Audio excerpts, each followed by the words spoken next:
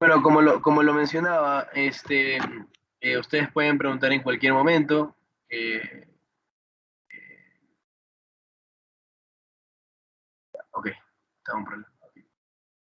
¿Qué es lo que vamos a analizar sobre la epilepsia y sobre las crisis convulsivas? Es que básicamente cuando hablamos de una crisis convulsiva, ya, la crisis convulsiva literalmente es una hiperexcitabilidad cortical. ¿Ok? Esa va a ser la definición más resumida y la definición más plausible en este caso. ¿Ya? La hiperexcitabilidad cortical va a afectar a la corteza cerebral en áreas específicas o en áreas generalizadas, lo que va a provocar una sintomatología en especial dependiendo de cada tipo de crisis, ¿verdad? Por eso es que en esta diapositiva podemos ver que hay crisis focales o crisis generalizadas. Aquí vemos como este GIF que pongo a la derecha es lo que menciona la definición. El problema es que las neuronas comienzan a excitarse de más y comienzan a llevar esta excitabilidad a diferentes neuronas por medio de sinapsis a un lugar y a otro. Es algo parecido a lo que sucedía en el ACV isquémico cuando hablábamos del fenómeno de la excitotoxicidad. Aquí pasa lo mismo. En la fisiopatología analizaremos la excitotoxicidad, que es parte de esta fisiopatología de la epilepsia, o bueno, más que nada de las convulsiones como tal, ¿sí? Entonces, cuando hablamos de focalizadas, es lo mismo que locales, estamos hablando de que la crisis es solo en un lugar, por ejemplo, una crisis focal a nivel frontal, una crisis a nivel temporal, una crisis a nivel parietal, una crisis a nivel occipital, y etcétera. Esas son crisis focales que solo comprometen una área en la corteza cerebral.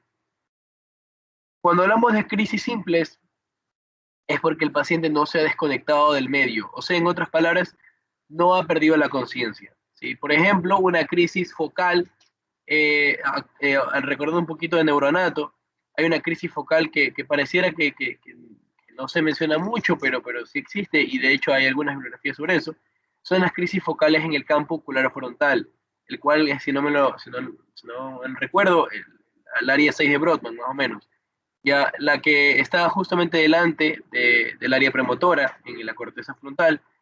Y lo que pasa es que cuando hay esa excitabilidad focal en esa área, el paciente comienza a tener oftalmoplegias, o sea, la mirada comienza a perder su conjugación normal. Al ver a la izquierda, probablemente el ojo derecho se quede paralizado en el centro y el ojo izquierdo sí se mueva, y viceversa en el lado contrario. Eso va a pasar en el momento que está la crisis, pero cuando ya la crisis se vaya, el paciente va a poder ver de la manera normal. No perdió la conciencia, pero aún así tuvo ese efecto. Entonces, recordemos eso porque no toda crisis tiene un efecto motor, o sea, que te tira al suelo y que se mueva como lo que vimos en el primer paciente. ¿Ya? Eso también es como que a veces esa duda que siempre queda. Y generalizadas, bueno, básicamente aquí es un error mío de texto. No hay crisis generalizadas de manera simple, porque todas las crisis generalizadas van a comprometer la conciencia, ¿sí? Entonces, en esta parte vamos a obviar la parte simple y simplemente vamos a tener que son complejas. Recordemos que las generalizadas es que obviamente todo el cuerpo va a estar, perdón, no todo el cuerpo, va a estar toda la corteza implicada, por lo que normalmente sí va a implicar la actividad motora y más que nada va a implicar la conciencia, ¿sí? Entonces, ¿qué es la epilepsia?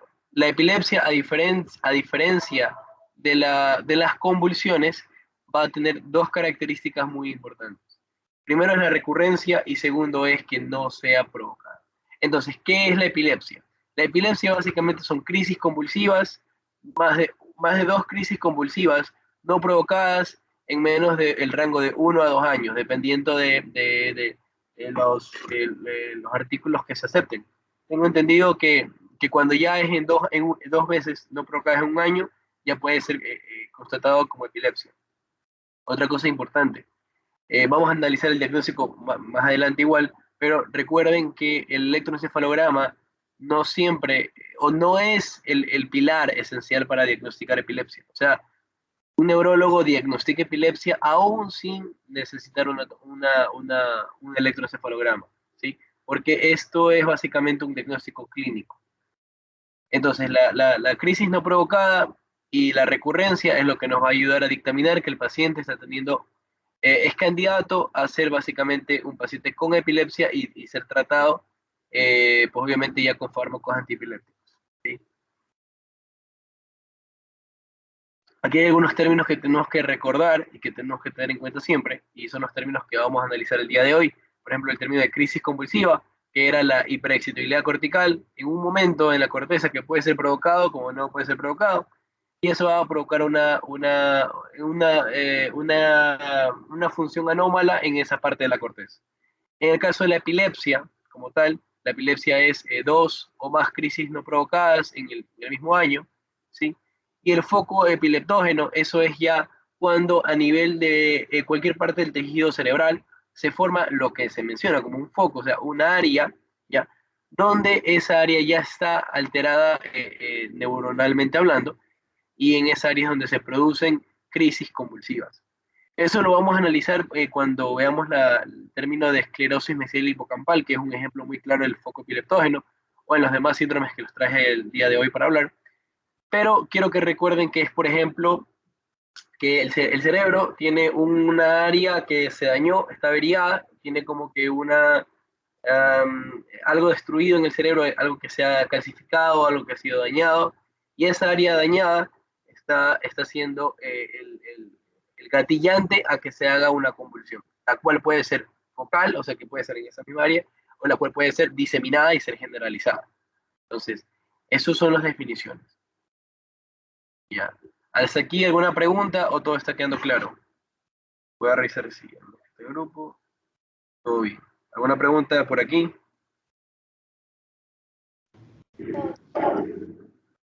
Ok. Para entender la fisiopatología, como cualquier otra patología, hay que entender la fisiología normal. Entonces, la fisiología normal nos recuerda mucho a la fisiología de la transmisión neuromuscular. O sea, cuando hablábamos en fisio 1, cuando se hablaba de cuando la acción llegaba a la placa motora, ya es muy parecido. Es necesario entender que todo comienza a nivel axónico, ¿ya? En el axón comienza la despolarización por medio de la entrada de sodio y la salida de potasio. Eso hace que haya un potencial de acción, lo que provoque la despolarización y el potencial de acción, que el impulso nervioso que viaje por todo el axón hacia el botón sináptico, hacia el terminal axónico, y este se envía hacia la otra neurona, ¿verdad?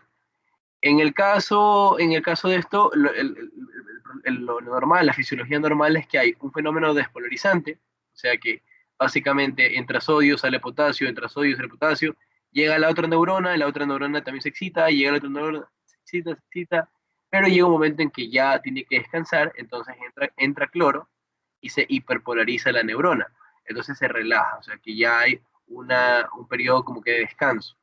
¿Ya? Siempre va a haber esto normal y luego se despolariza y así sucesivamente. Esto es algo normal para que pueda haber la actividad cortical normal, para que podamos utilizar el tejido cerebral de manera normal. Entonces, ¿qué se necesita antes de hablar de la fisiopatología? ¿Qué se necesita para que inicie una crisis convulsiva? Tiene que haber esto, ¿ya? Entonces vamos a analizar primero en tres pilares. O sea, tiene que ser dos cosas hablando de neurotransmisores y la neurona. Entonces, tiene que haber más glutamato y menos GABA. ¿Sí? Es como que es una balanza. En la balanza, recuerden que el glutamato es excitatorio y GABA es inhibitorio. Glutamato y GABA son parte de la corteza cerebral y son los que van a estar siempre haciendo el balance en neuronal normal. Por ejemplo, cuando hablábamos de la despolarización y la hiperpolarización en la parte de atrás, o sea, aquí yo mencioné despolarización, esto es como yo mencioné que aquí se activa glutamato. Y en la hiperpolarización o la repolarización es básicamente GABA. Eso es normal. En el problema para que se inicie una crisis es que la balanza se dañe, se altere la balanza, y exista una mayor producción de glutamato y una menor producción de GABA. Entonces las neuronas van a estar hiperexcitadas, ¿ya? Y eso hace que la corteza se hiperexcite. Ahora, ¿qué necesitamos aparte de eso? Que las neuronas que van a estar hiperexcitadas estén predispuestas a ello.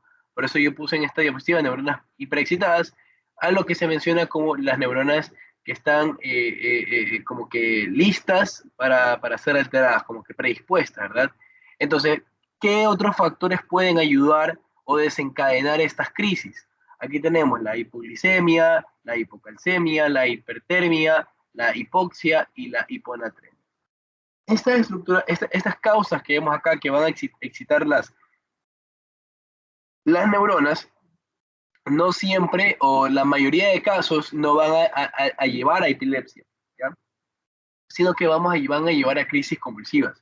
Por ejemplo, tenemos un paciente de 65 años de edad que tiene antecedentes de diabetes mellitus tipo 2 o de tipo 1, ¿ya? O cualquiera de las dos, pero que en algún momento de su vida, pongámosle tipo 2, que es lo más común, que el paciente está tomando metformina de 1000 miligramos al día.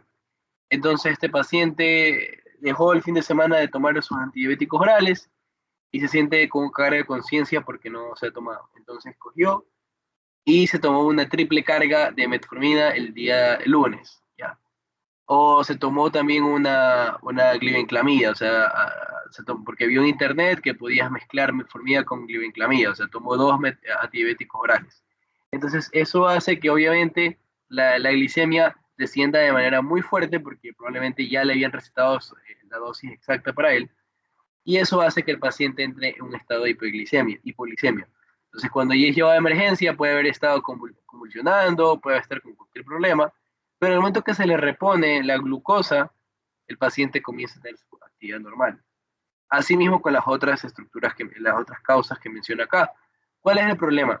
Si esto se mantiene, por ejemplo, si la hipocalcemia se mantiene, por ejemplo, por alguna enfermedad, por hiperparatiroidismo, cualquier enfermedad así, eh, o una interacción renal, por ejemplo, eso puede provocar que la hipocalcemia sea mantenida, las crisis convulsivas, aunque sean provocadas, sean mantenidas, o sea que el paciente vaya a emergencia 2, 3, 4, 5 veces por hipocalcemia, y eso a la larga forme un foco epileptógeno y eso ya conste como epilepsia, ¿sí? Entonces yo sí les había dicho, a ver, epilepsia es crisis no provocadas, es verdad, pero en algún momento, para que forme la epilepsia, a veces las crisis pudieron haber sido, la primera vez pudo haber sido provocada, se dañó tanto el tejido cerebral que luego quedó como epilepsia para siempre, ¿ya? Entonces, al comienzo, cuando yo lo traje como hipoglicemiante, como hipocalcémico, como un hipertérmico, tal vez no es constatado como epilepsia y no usamos tal vez una benzodiazepina porque es el tema de emergencia, pero no lo constatamos como epilepsia. Pero ya pasan 3, 5 veces que sigue pasando lo mismo, entonces ya ahí sí cambia el estatus y el paciente ya puede ser considerado epiléptico. No sé si está quedando claro eso, chicos, o se confundieron ahí.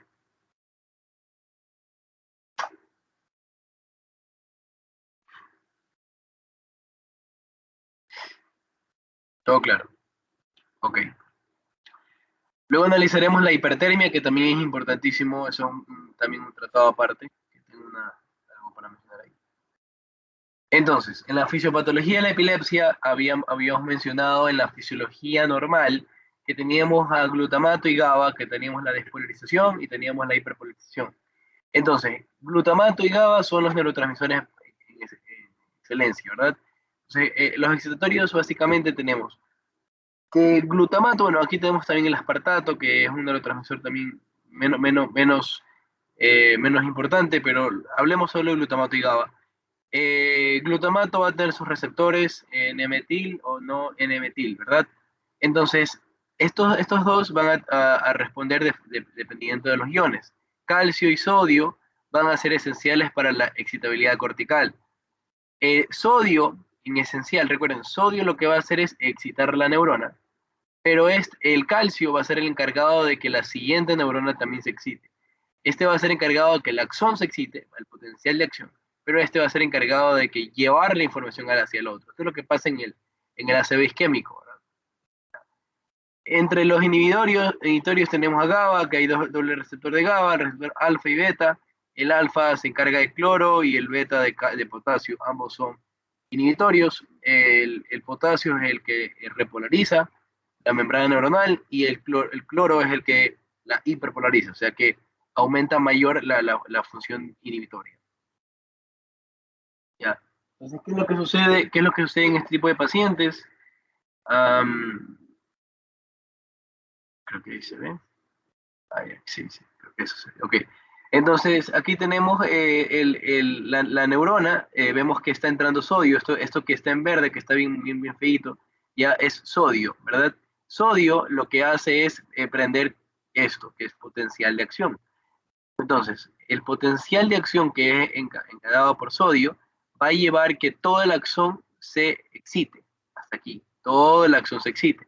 ¿Qué es lo que pasa? Entra calcio en la terminal axónica y lo que hace calcio es que el neurotransmisor pueda ser enviado hacia la siguiente neurona. El problema es que normalmente en la fisiología pasa glutamato y luego pasa GABA, que sería la parte inhibitoria a la siguiente neurona. En este caso vemos como glutamato, que es la parte de la neurona que está excitando, ya la neurona excitada, pasa y lleva en vesículas hacia la siguiente neurona. Aquí están los receptores en N-metil y los que sí son características metilo. Y la neurona inhibitoria, en caso, tiene que llevar la función de GABA, o sea, la inhibición inhibitoria, por la misma función, hacia la siguiente neurona. En la fisiopatología de la crisis convulsiva, más que hablar de epilepsia, esta terminal de GABA, este receptor de GABA a nivel de la siguiente neurona que va a recibir esta información, va a estar bloqueado o no va a ser suficiente. Por lo que glutamato va a predominar junto con calcio en la siguiente neurona. Miren que aquí se ve cómo entran sodio y calcio y hay un potencial de acción mantenido. Ahora, eso es como que el esquema más básico. Aquí vemos los pilares que apoyan a la fisiopatología de las crisis convulsivas o epilepsia, en lo cual esto es lo primero que se ha mencionado hace rato, que hay un desbalance de los neurotransmisores, ya tanto de glutamato como de GABA, aquí hay un desbalance. Luego, el fenómeno de excitotoxicidad, que es causado por calcio, ¿sí? Son preguntas que pueden hacerse. De hecho, sí he visto preguntas de la doctora que ha hecho como, ¿cuál es el ion encargado de la excitotoxicidad en el ictus isquémico o en la epilepsia? Calcio. Luego de que calcio provoca la excitabilidad en la siguiente neurona, comienza una cascada inflamatoria, donde ya sabemos qué tipo de neuronas entran en este tipo de cascada inflamatoria, y eso activa la última parte, que es más grave, que es la vía de la apoptosis, donde se liberan caspasas, perdón, que van a provocar obviamente daños apoptóticos en el núcleo neuronal. ¿Sí? El problema de esto es que con el tiempo, esta es la parte ya donde se diferencia la crisis convulsiva de la epilepsia, la apoptosis. ¿Por qué?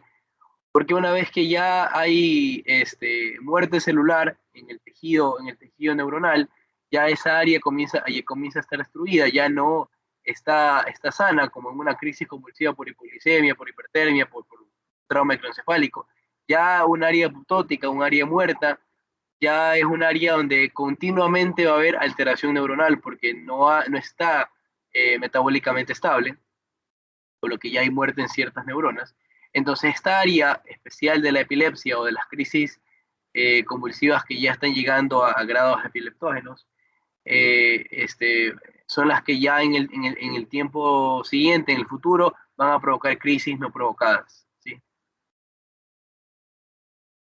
¿Qué es lo que va a provocar la diseminación de la crisis? Tres estructuras, y las he tratado de poner en estas imágenes.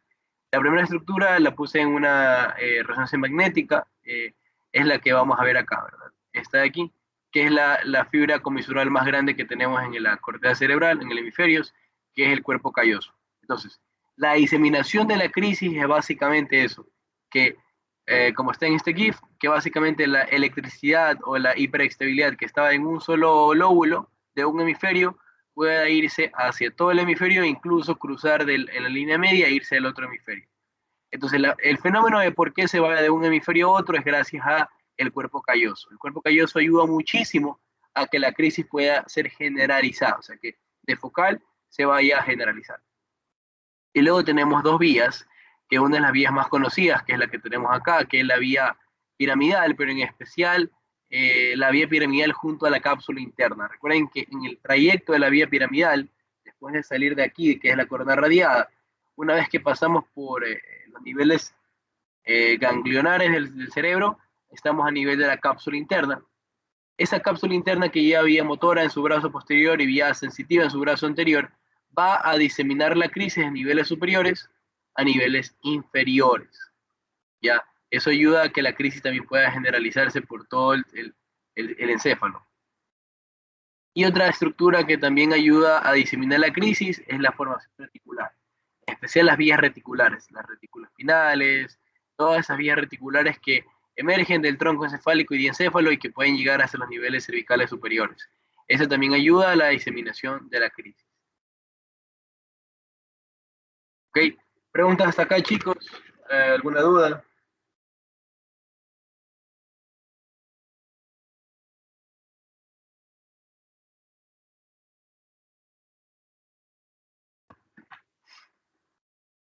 Ok. Bueno, si no hay preguntas, aquí en el diagnóstico solo puse una sola oración. El electroencefalograma puede ser normal y eso tenemos que tenerlo en cuenta, ¿sí? No significa, y estamos hablando de convulsiones o epilepsia, no significa que por un paciente tenga, eh, este, sea diagnosticado de epilepsia y su electroencefalograma sea normal, vamos a descartar eso y vamos a descartar el uso de tratamiento antiepiléptico. No, como lo mencioné al comienzo de la clase, el electroencefalograma no es el pilar principal para el diagnóstico, sí, pero si lo podemos encontrar, sí. Ya, si lo podemos encontrar es aún mejor. ¿Qué es lo que se tiene que hacer en este tipo de pacientes cuando sospechamos que tiene una crisis no provocada? Vamos a analizar que hay que descartar las crisis no provocadas, que veremos más adelante. Ya, primero es descartar crisis provocadas, perfecto. Lo segundo, lo segundo va a ser observar al paciente por un electroencefalograma de 24 horas. O sea, ya lo vamos a hospitalizar y vamos a tener un electroencefalograma de 24 horas. Eso va a ayudarnos a tener la vigilancia de que el paciente en cualquier momento pueda convulsionar. Y finalmente, que esto ya es un poco más subjetivo, porque esto ya son trials, que es básicamente el inducir las convulsiones. O sea que hay ciertos ensayos que dicen que se puede inducir convulsiones, inducir crisis, para ver si es que realmente el paciente tiene epilepsia o no. Eso puede ser factible como no puede ser factible. Lo que tiene que ser que más importante son los pilares del diagnóstico clínico y descartar las crisis provocadas y básicamente tener un electroencefalograma 24 horas. Aunque puede igual ser normal, también puede ser ese detalle. La Liga Internacional contra la Epilepsia Americana en el 2017 tuvo una clasificación de la epilepsia y básicamente hay dos inicios. Sí, aquí tenemos un inicio desconocido, pero lo que vamos a analizar el día de hoy son los inicios que son conocidos, que es el inicio focal y el inicio generalizado.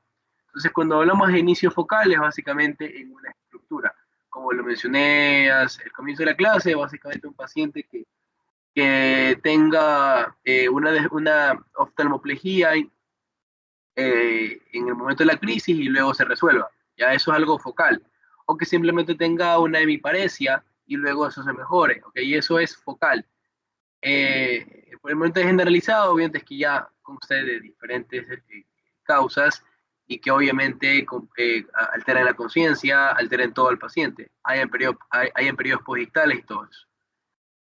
Los focales, como pueden ver, pueden ser simples o complejos, ¿verdad? Eso ya lo habíamos visto antes. Pueden ser conscientes o pueden ser inconscientes. Pueden ser de inicio motor, afectando el lóbulo frontal, o pueden ser de inicio no motor, afectando el lóbulo parietal, temporal, occipital. Y aquí es la parte importante, los focales, a pesar de ser localizados, pueden llegar a ser generalizados. Entonces, eso se llama crisis focales, que han sido progresivas a generalización. ¿Ya? Entonces, básicamente es que un paciente ya ha tenido antecedentes de epilepsia frontal, que en ciertos momentos su brazo derecho, su pierna o su hemicuerpo derecho comienza a temblar, a tener crisis tónico-clónicas con la conciencia preservada, pero que llega con un tiempo, pasan los años y parece ser que los antiepilépticos ya no están haciendo efecto, y este paciente detona una crisis que pierde el conocimiento, cae completamente, todo su cuerpo está teniendo una crisis tónico-clónica, ¿ok? Y obviamente pierde la noción y la memoria de todo lo que pasó en el momento y tiene un periodo de 5 o de 4 horas de letargo, de confusión. ¿Ya? Eso ya es una generalización. ¿Ya?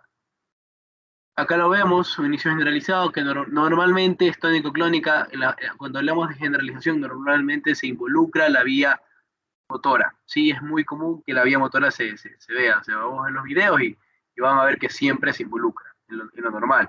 Cuando no es normal, ahí hablamos de las crisis de ausencia, que son dos tipos de crisis de ausencia, que van a ser más normales en los pacientes menores de 15 y 17 años de edad. Ellos son los que normalmente tienen estas crisis de ausencia.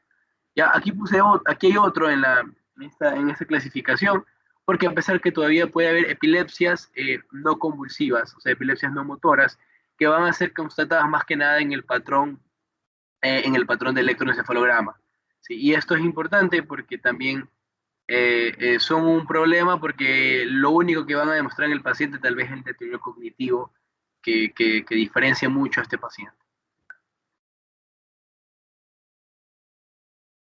Entonces, obviamente, regresamos a lo que hemos hablado al comienzo y aquí pongo esto porque es lo que vamos a ver. Desde aquí en adelante vamos a ver videos de cada tipo de paciente. Vamos a ver un video para crisis focal simple, de crisis focal compleja, crisis focal progresiva y así sucesivamente. Entonces, en las crisis focales tenemos las simples que afectan una parte del cuerpo, las complejas que básicamente una parte del cuerpo sin alterar la conciencia, aquí las complejas que una parte del cuerpo y alteran la conciencia, progresivas que una parte del cuerpo y luego alteran todo el cuerpo. ¿Sí? Las generalizadas que básicamente es lo que había mencionado, las más comunes siempre serán las tónico-clónicas, que son las de carácter motor, la ausencia en la parte de los niños menores de 15 años, las atónicas y mioclónicas que son un poco menos comunes, que también las vamos a ver ya mismo. Ya. Vamos a comenzar con con unos videos. Entonces quisiera saber si tienen una pregunta, algo que quieren agregar antes de ver estos pacientes.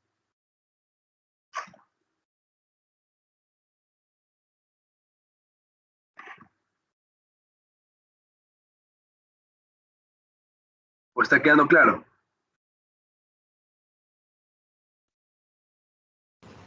Todo claro. Chévere, ok. De un momento.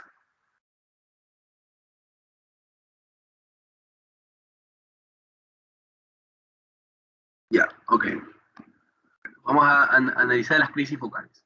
Entonces, las crisis focales, como lo había mencionado, van a afectar a una parte de la corteza cerebral. Y donde afecte va a haber síntomas. Por ejemplo, eh, si hay una crisis focal en la corteza prefrontal, que es la parte más anterior del cerebro, acá, que es el área 9, 10, 11 de Brodmann, básicamente el paciente va a tener alteraciones de la conducta, son alteraciones conductuales. El paciente va a estar normal, está hablando con nosotros, pero de un momento al otro comienza a su conducta a alterarse. Puede ser que comience a tener una actitud muy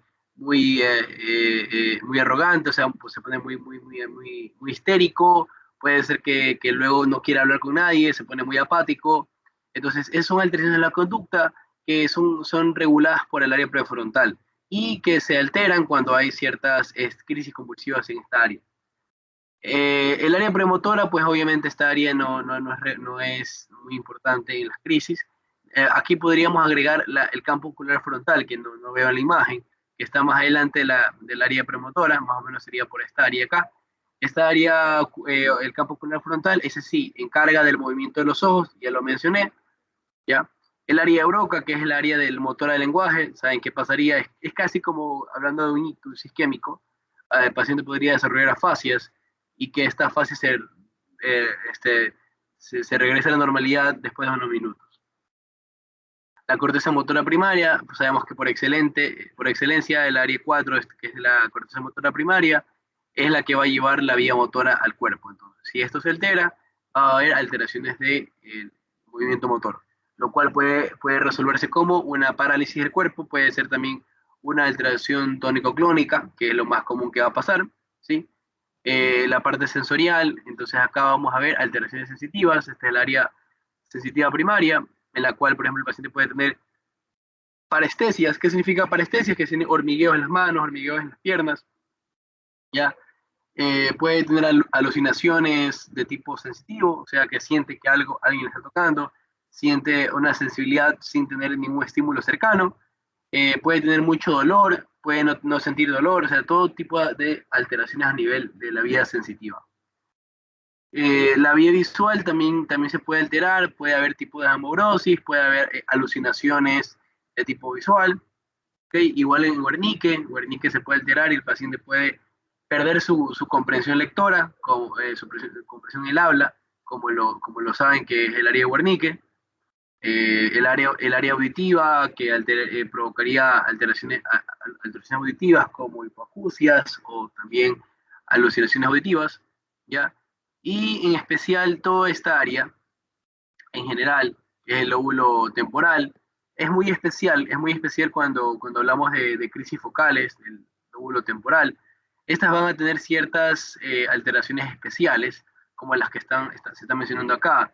Por ejemplo, aquí hay alteraciones de carácter autonómico, por ejemplo, el paciente puede llegar a tener alteraciones cardiovasculares por momentos, alteraciones respiratorias, eh, alteraciones salivales, o sea, de carácter autonómico, ¿sí?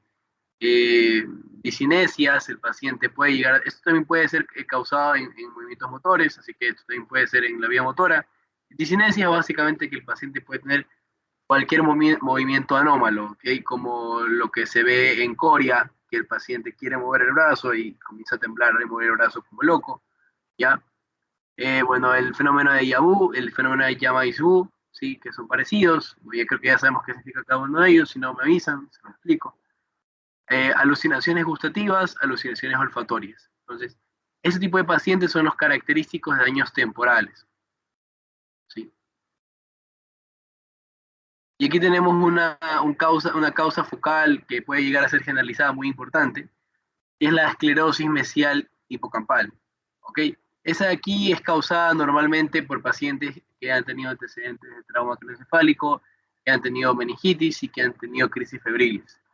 ¿Qué tipo de pacientes son los comunes que van a tener eso? Los pacientes en los extremos de la vida, o sea, los niños y los ancianos, pero más importante, los niños. ¿Ya? Eh, Como lo menciona, la esclerosis mesial del hipocampo es, en otras palabras, que a nivel hipocampal, el hipocampo es esta área de aquí, ¿ya? Se va a ver una atrofia, porque esto se va a poner de un tejido más esclerosante, o sea, un poco más fibroso, y comienza a atrofiarse el hipocampo y comienza a dañarse. ¿Qué pasa con esta esclerosis? No solo se daña el hipocampo, sino que esa área es un poco epileptógena. Entonces, por ejemplo, acá vemos una resonancia magnética en T2 de corte coronal, donde observamos una hiperintensidad en el hipocampo, y acá ya no se ve una hiperintensidad, no se ve nada. ¿Okay?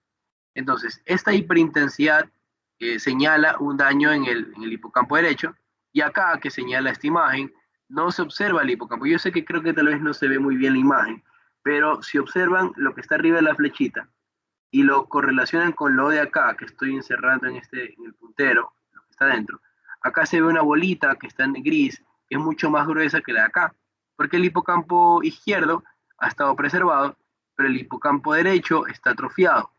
Eso significa que el daño es en el hipocampo derecho por una esclerosis antecedente de cualquiera de estas tres o de otra forma, y eso hace que la epilepsia o la convulsión sea muy refractaria. O sea, yo le puedo dar fenitoína, le puedo dar valproato, cualquier fármaco que conocemos, pero el paciente no va a mejorar sus crisis y va a tener recurrencias y recurrencias y recurrencias. El tratamiento para este tipo de pacientes va a ser una lobectomía, ¿sí? O sea que vamos a tener que extirpar un lóbulo, una parte del lóbulo del cerebro. En este caso tendríamos que cortar parte del lóbulo temporal y llevarnos esta área de acá, ¿sí? Para que el paciente pueda dejar de ser refractario al tratamiento y luego obviamente seguir indicando el tratamiento antiepiléptico. ¿Okay? Entonces, esta es una de las causas principales de refractariedad al tratamiento, la esclerosis mesial del hipocampo. Aquí vamos a ver un video donde tenemos un paciente en crisis simples, ¿ok? Recuerden que las crisis simples se van a dividir en tipos motores, tipos sensitivos, tipos especiales. Aquí hay algunos autonómicos que he mencionado, pueden llegar a ser más síntomas autonómicos, alteraciones cognitivas que también pueden ser encontradas, como las disfasias, las alteraciones en la memoria y emociones. Un momento, entonces vamos a ver el video.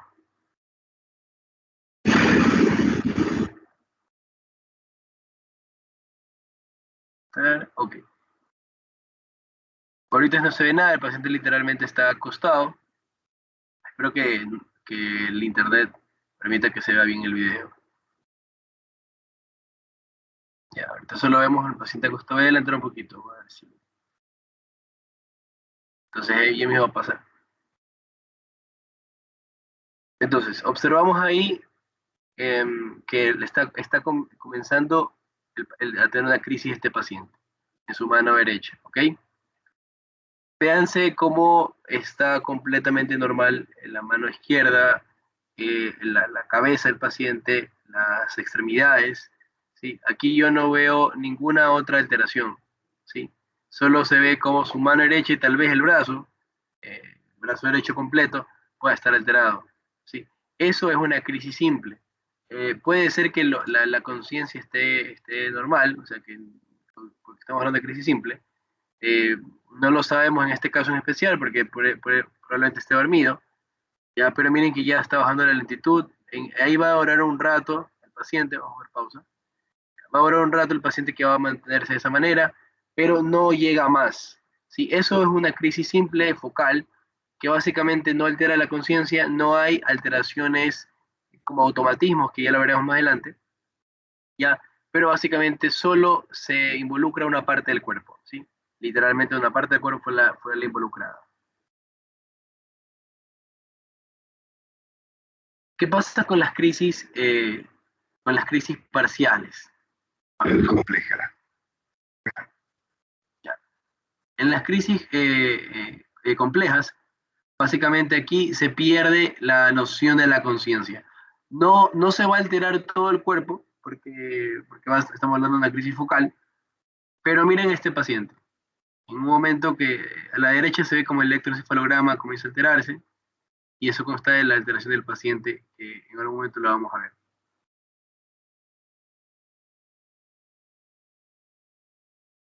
Ahí comienza a hacer ese movimiento, voy a poner pausa.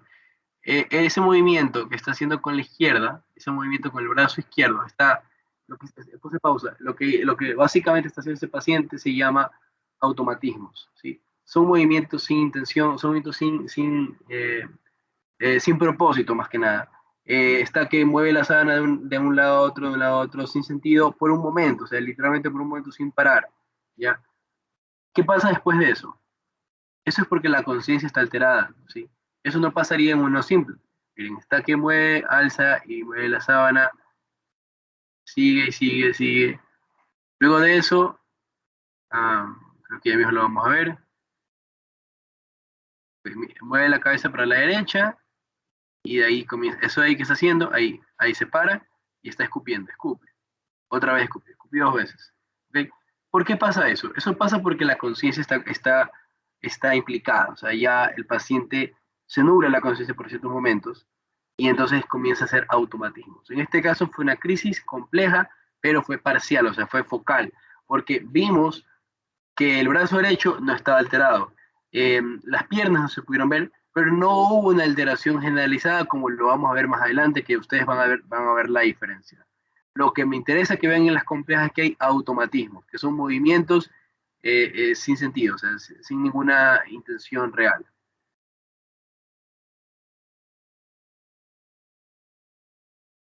Ahora, eso sí es importante, y miren cómo se diferencia. Esta es una crisis focal que obviamente es compleja, o sea, que obviamente ya tiene una alteración de la conciencia, pero que el paciente tiene una generalización, o sea, que de aquí en adelante comienza a perder todo, va a irse por toda la corteza cerebral y preexcede todo el cuerpo. Okay. Entonces vamos a ver ese tipo de pacientes.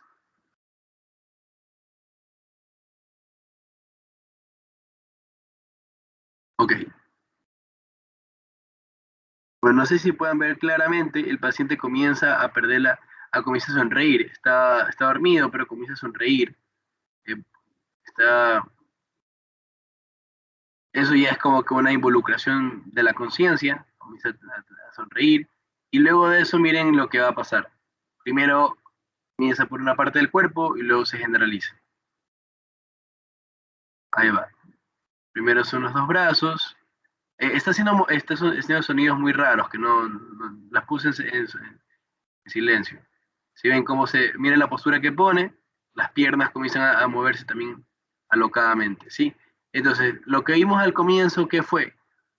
Un automatismo a nivel orofacial, ¿verdad? O sea, básicamente tuvo una sonrisa, el paciente no había tenido ninguna otra alteración a nivel del cuerpo, luego las extremidades superiores fueron las que comenzaron a moverse anómalamente, el cuello y su cabeza miró para hacia un lado y se quedó fija su mirada hacia un lado, o sea que ya comprometió tanto la extremidad superior como la cabeza y cuello. Y luego de eso, las extremidades superiores se extienden, hay una hiperextensión tanto de los superiores como de los inferiores, hay una hiperextensión de todo el cuerpo. Y finalmente las piernas comienzan a moverse muy rápido.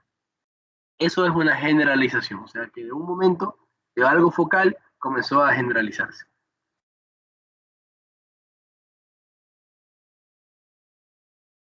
Ok, vamos a las crisis generalizadas, en las cuales su inicio ya es generalizada. El comienzo, vamos a hablar de las crisis de ausencia. Eh, las crisis de ausencia son normalmente hasta los 15, 17 años, como mencionaba. Normalmente son en niños. Se las diagnostica más que nada porque la maestra de la escuela, el niño, informa que su niño tiene un déficit cognitivo, o sea, que se distrae mucho, y ahí es que se dan cuenta que se le hace estudios para ver por qué se distrae mucho en las clases, y es porque en ciertos momentos de clase se desconecta el niño porque tiene estas crisis de ausencia. ¿Por qué son generalizadas? No tiene nada que ver con que la vía motora sea implicada o no, porque si no, la corteza se altera completamente y toda la conciencia se altera por microsegundos. La diferencia de estas crisis de ausencia, que son en niños, básicamente afectan por segundos al paciente y pueden ser repetidas muchas veces en el día. O sea, puede ver 3, 4, 5 veces en el día estas crisis de ausencia. No hay ningún otro compromiso más que eso. El paciente desaparece por un momento y regresa a la normalidad. Puede ser precipitada por la hiperventilación, y este problema, esta crisis de ausencia, es como que hay dos problemas. Es como cuando eh, hablamos un poco de los antecedentes del asma. Saben que el asma comienza en la niñez, y hay muchos pacientes que se recuperan del asma y ya nunca más tienen asma, pero hay otros que sí tienen y puede evolucionar a peores cosas. Entonces, las crisis de ausencia es muy parecido, es en la niñez, y el paciente ya cuando llega a la adultez puede dejar de tener estas crisis de ausencia o puede evolucionar a crisis peores, como una tónico-clónica generalizada. Vamos a ver este video. Ya, esta es la ausencia típica. ¿Por qué es ausencia típica? Ya vamos a ver por qué y por qué se llama típica. Ambos eran niños. Esta es una niña que está escribiendo. Le pusieron a hacer un trabajo mientras estaba hospitalizada. Vean que tiene un electroencefalograma. Probablemente lo están teniendo por 24 horas. Está en vigilancia. Está escribiendo. Pero llega un momento en que esta niña se pierde del entorno. O sea, literalmente está tranquila y se desconecta. No es que hace nada malo, pero se desconecta. Ahí va a cambiar de hoja y ahí se desconecta. Ahí le ponen el cuerno otra vez y está desconectada. Vean que no hace nada. Sí, no se mueve, no hace absolutamente nada, se desconecta. Luego pasan los segundos y miren, coge otra vez la hoja como si nada y vuelve a escribir. ¿Sí? Esa es una crisis de ausencia. Ya. Ahora, ¿qué sería entonces una crisis de ausencia típica? Las crisis de ausencia típicas lo vamos a analizar por su periodo de tiempo, por su evolución. Normalmente también son en niños, ¿sí? Normalmente también son en niños, pero vean cómo esta afecta, ¿ok? Esta es atípica y vamos a ver por qué, porque su periodo de duración. Nada más la diferencia va a ser su periodo de duración. Entonces, esta es una niña que está hablando con el médico, se está riendo y todo, ya ahí está hablando con él, ven que está riendo, está charlando, y de un momento a otro se pierde, o sea, literalmente se va a perder. Ahí se pierde. Entonces, el problema y la diferencia de la típica con la típica es que este de aquí dura muchísimo, dura hartísimo tiempo. Vean que ahí pasa el tiempo y sigue mal. Sí, ya ahí ya se recuperó. Ya adelantaron el tiempo en el video. Ya, pausa. Entonces dura muchos más segundos, inclusive minutos, una típica que típica. ¿Ya? Entonces acá tenemos un cuadro, antes de hacer una pausa, para ver como la diferencia entre una típica con una típica. Entonces las típicas básicamente, eh, bueno, como lo vimos en el video, la niña estaba escribiendo y deja todo, por un momento lo deja. Dicen que la típica puede ser menos súbita, bueno, eso no es tan clínicamente visto, pero está bien. La mirada en blanco puede ser en las dos también, pero más especial en la típica. La niña estaba escribiendo y se quedó viendo la nada. La duración es lo más importante, es lo que mencioné. La duración es muy importante, porque en la típica dura muy poco tiempo, pero en la típica dura mucho, mucho tiempo. Dura 10 a 45 segundos según el texto, pero puede llegar a durar hasta un minuto. ¿Ya? En la típica siempre hay como lo dice la conciencia, acá parece que no siempre lo hay. El problema también que mencioné la típica, que estaba mencionando en la chica, es que sí, la niña en la típica recuperó la conciencia, si vieron que el video hasta se adelantó porque hubo un cambio de cámara, se recupera, o sea, pasa el evento convulsivo, pero mantiene un periodo posictal. O sea, en la típica hay mayor periodo posictal. O sea, la niña se mantiene letárgica, con confusión. Eso es mucho peor, porque por lo menos en la típica es mucho más benigna. Puedes estar en clases, 5 o 10 segundos te desconectas y regresas a la normalidad. Pero en la atípica estás un minuto perdida y luego estás tal vez 30 minutos eh, con confusión, con malestar. Entonces, ya ahí sí compromete mucho más la actividad diaria de la niña, o del niño como tal. Y la típica es la única que puede ser precipitada, se puede usar la hiperventilación y puedes precipitar esta crisis típica. ¿Okay? ¿Alguna pregunta hasta aquí? A revisar si alguien tiene alguna pregunta.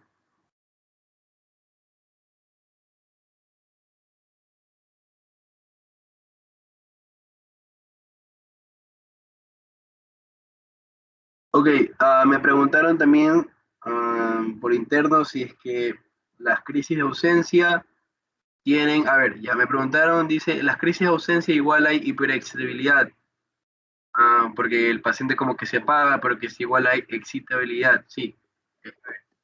Una cosa es que la corteza tenga hiperexcitabilidad, o sea, eso es una cosa y otra cosa es lo que se ve en el cuerpo. Yo no les estoy diciendo que la crisis convulsiva o que la epilepsia, al decir hiperexcitabilidad, el paciente va a estar alocándose y se va a volver como loco, ya. No, la hiperexcitabilidad hablando es neuronalmente hablando, o sea, que la neurona se altera tanto que se hiperexcita, se altera tanto que su función se vuelve anómala.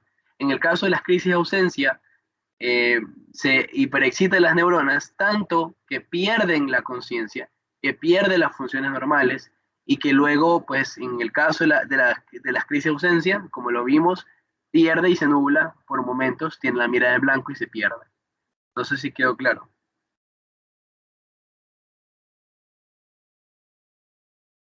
¿Alguna otra pregunta, chicos? ¿Algo que quisieran saber hasta acá? Yo tengo dos preguntas. Dime. Una, que en la típica, cuando hay pérdida del tono postural, el paciente se puede caer al piso, o sea, desmayar, o no a ese grado. Y la otra es por qué estas se dan en niños y adolescentes y no en adultos. Ok, gracias Mateo por tus preguntas. Ya. La primera sí, efectivamente. La típica, como viste, normalmente es más benigna, por eso es que la forma de diagnóstico, como lo menciona, es que básicamente se le encuentra en las escuelas, porque simplemente pierde la mirada y ya, o sea, por eso es que la típica no hay alteración del tono postural, pero sí, como mencionas, la típica sí, como se altera el tono postural, puede caer el paciente. Entonces, por eso es mucho más fácil de encontrar esa, la típica es mucho más rápida de encontrarla, Por eso, por la duración y por el periodo posictal, es mucho más rápida de encontrar una crisis de ausencia atípica, porque tú ves que está ahí, se pierde y se desporroma de la silla o se cae, pues está parada. ¿Sí? En el caso del video, pues la niña estaba completamente acostada, entonces no se va a observar claramente una pérdida del tono postural. ¿Sí?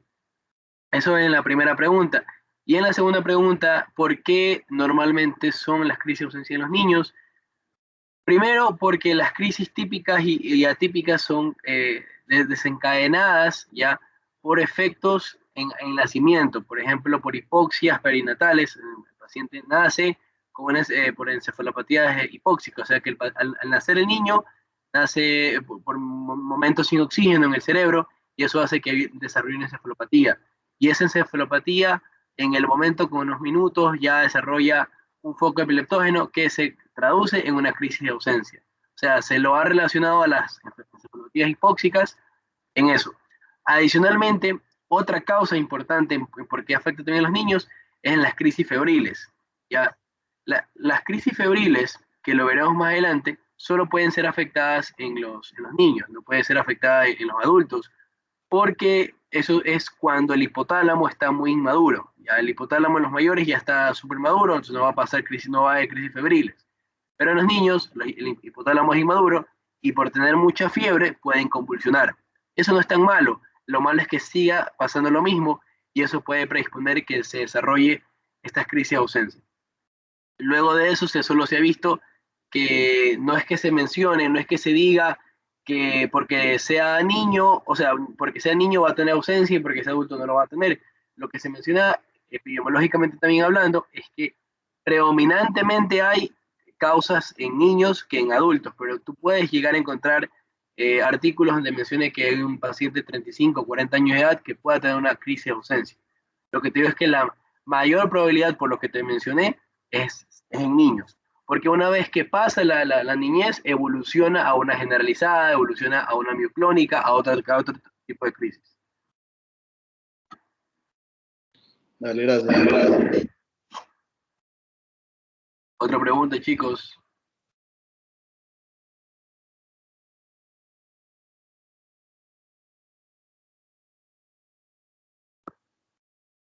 Bueno, vamos a las crisis mioclónicas.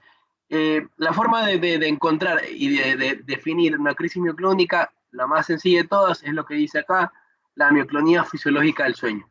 ¿Qué es esa mioclonía fisiológica del sueño? Es lo que a todo mundo nos pasa. Estamos dormidos y de la nada sentimos que nos vamos a caer y como que nos levantamos. Ya, esa sacudida es una mioclonía.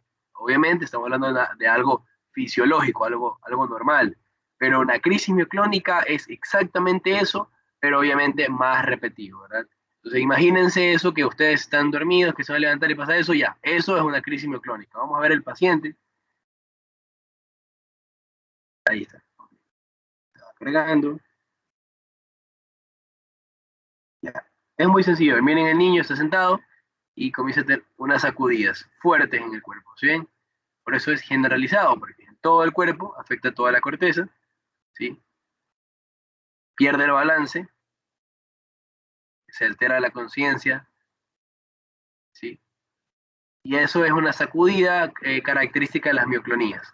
No es como la tónico-clónica, que creo que todavía no la hemos visto, la importante, pero bueno, esto también se va a ver en todo tipo de pacientes, se va a ver en menores de edad, en mayores de edad, pero aquí hay un apartado importante, muy importante, y es que las crisis mioclónicas normalmente, cuando son causadas por los fenómenos que están acá, que los veremos más adelante, que es el síndrome de Lennox-Gastaut y el síndrome de West, es cuando hablamos de pacientes menores de edad. ¿Pero por qué? Porque estos síndromes afectan más predominantemente a los niños, inclusive a los niños de 1 año de edad, porque son causados por meningitis o por encefalopatías hipóxicas que solo afectan a niños, que no pueden afectar tanto a los adultos. Pero las crisis mioclónicas pueden aparecer en cualquier tipo de edad. ¿Okay? Adelantar. Ya. Y aquí está la más común de todas, es la más grave porque la que tiene el periodo posictal más marcado, es la que tiene una calidad de vida más baja, que es la crisis generalizada tónico-clónica, es la que creo que todo el mundo conoce cuando alguna vez escuchó convulsiones o epilepsia en su vida, ¿sí? Tiene dos tipos de fases, como lo menciona en la diapositiva, una fase de la pérdida de la musculatura y una fase de movimientos, ¿verdad? Tónica de tono y clónica de clonus de movimientos anómalos. Vean ahí, la conciencia está completamente alterada, está hiperextendido las extremidades, pero hay movimientos anómalos en todo el cuerpo. El paciente tiene una desviación de la mirada y de la cabeza hacia un lado y no puede hacer absolutamente nada. Miren que luego de eso comienza a descender, pero aún así todavía hay un compromiso de todo el cuerpo. Simplemente ahí lo que se tiene que hacer es esperar que se mejore, esperar que el paciente recupere, o sea, que salga de esa crisis, ¿ya? Y el problema de todo eso es que luego hay un periodo posictal que dura mucho, o sea, 30, una hora, 30 minutos, una hora, que si lo pones a ver así, entonces casi estaría afectando casi todo tipo de la calidad de vida muy grave en el paciente. Tendría que estar siempre con cuidado en cualquier momento que tenga una crisis, en cualquier momento, ¿sí? Normalmente el periodo posictal se va a caracterizar por lo que está ahí, pero no se respeta solo a eso. Aquí dice somnolencia, confusión, cefalea y mialgias.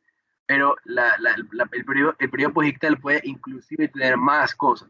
Por ejemplo, puede tener la parálisis de TOT, que también se ha preguntado, la doctora ha preguntado mucho sobre eso, que también yo lo mencioné en el ACV isquémico, ¿sí? ¿Alguien recuerda lo que es la parálisis de TOT? Una parálisis del periodo posictal. Excelente, excelente. Y eso se lo va a ver normalmente en este tipo de pacientes, en este tipo de crisis, ¿sí? El paciente termina eso que acabamos de ver, esos movimientos anómalos en todo el cuerpo, ya se recupera de todo eso y el problema es que luego puede igual tener una hemiplegia, ¿sí? Vamos a ver. Y finalmente las crisis atónicas. Estas de aquí, a diferencia de las crisis mencionadas antes, que son diferentes, esas simplemente pierden el tono. O sea, por unos 2 segundos, es muy breve, el paciente pierde el tono. El problema es que se puede golpear, se puede lastimar mucho porque puede estar caminando, tiene esta crisis, se cae y se puede golpear. Entonces, aquí hay un ejemplo de una niña que está hospitalizada, que se va a golpear nada más. Ahí, básicamente, es una niña que le están dando de comer, ahí tiene una taza de café y una mesita. En el momento que le da la crisis atónica, van a ver lo que va a pasar.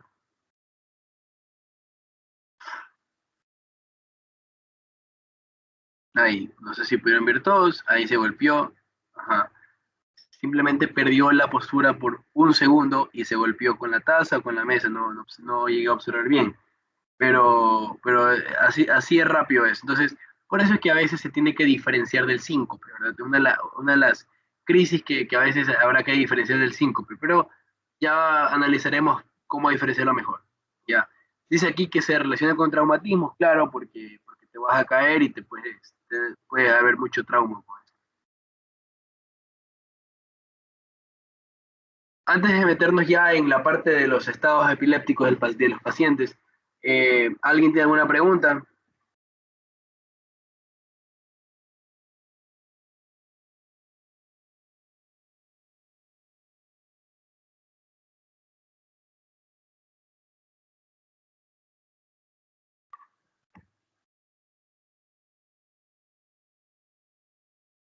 Ok.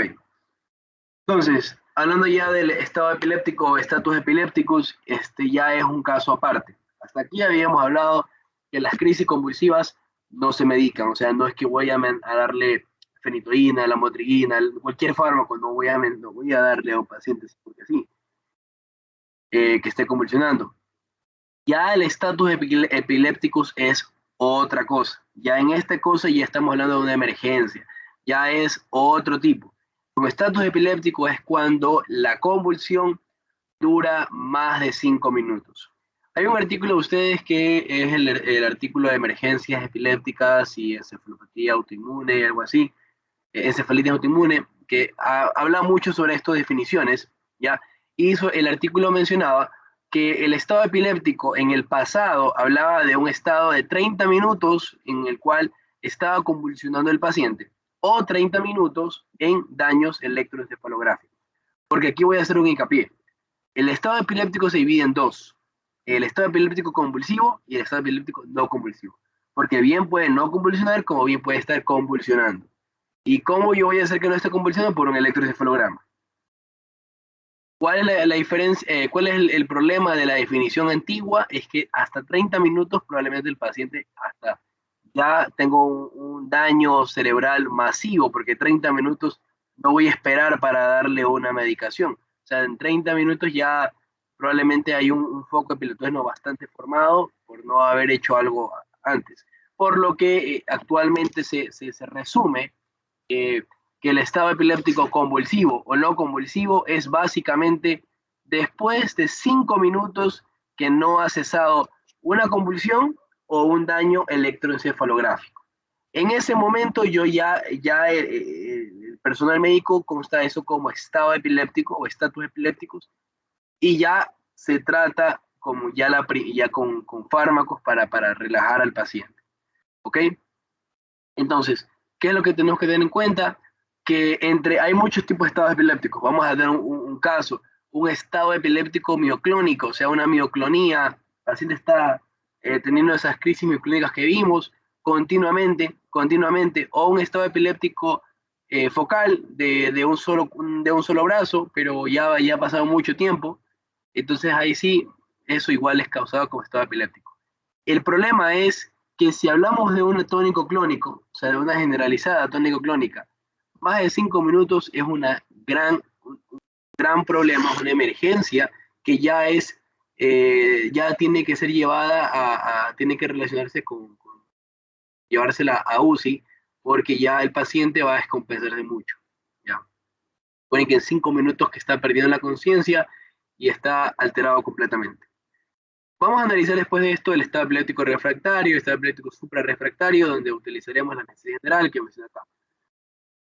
Aquí sí el electroencefalograma va a ser fundamental, porque ya aquí sí lo va a captar. Aquí sí lo va a captar porque ya es más de 10 segundos la crisis, entonces probablemente el paciente está convulsionando, ya lo llevan convulsionando, sigue convulsionando, no ha parado de convulsionar desde el ingreso. Entonces ahí sí le haces un electroencefalograma y vas a encontrar ondas despolarizantes que te saca, pues obviamente, la idea que sí es un estado epiléptico. Estas son las etiologías que probablemente se han relacionado con el estado epiléptico. Recuerden que el estado epiléptico puede ser un estado epiléptico novo, o sea, que de inicio súbito, que un paciente normal, que nunca en su vida ha tenido epilepsia, nunca en su vida ha tenido una crisis convulsiva, puede tener un estado epiléptico.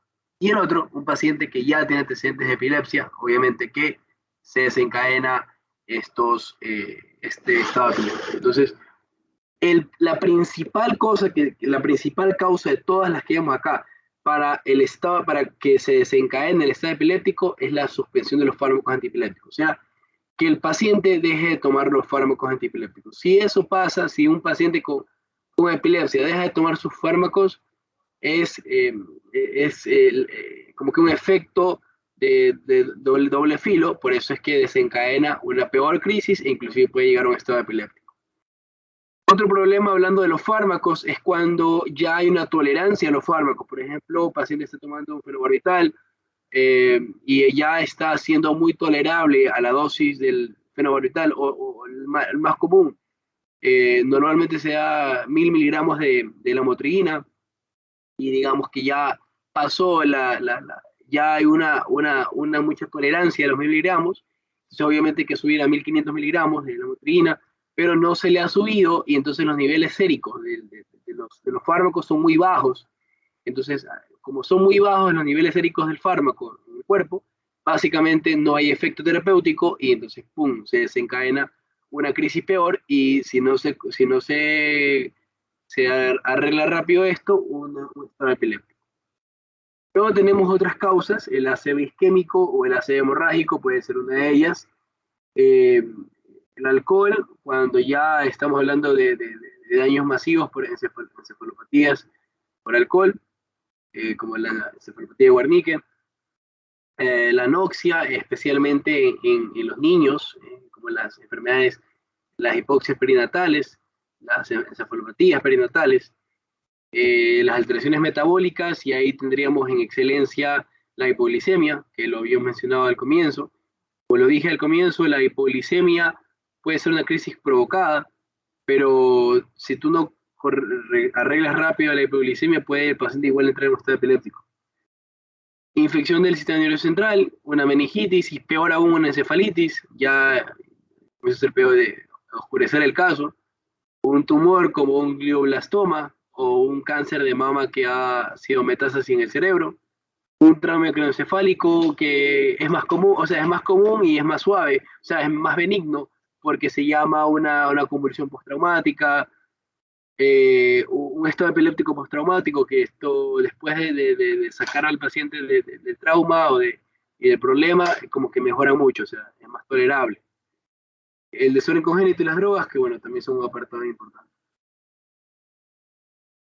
¿Cuáles son las complicaciones que van a tener estos tipos de pacientes?